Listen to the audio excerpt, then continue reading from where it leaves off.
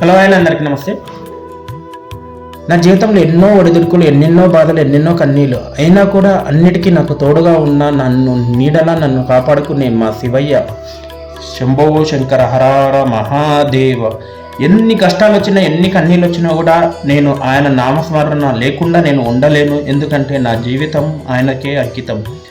హర హర శంకర, శివ హర శంకర, కైలాసపతి మా దేవా, ఓ బోలా శంకర.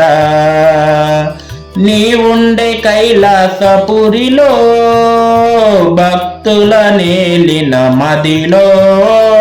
నీవుండే కైలాసపురిలో, భక్తుల నేలిన మదిలో. అరయని శివయని పిలిచితి దేవా, ఓ బోలా శంకర.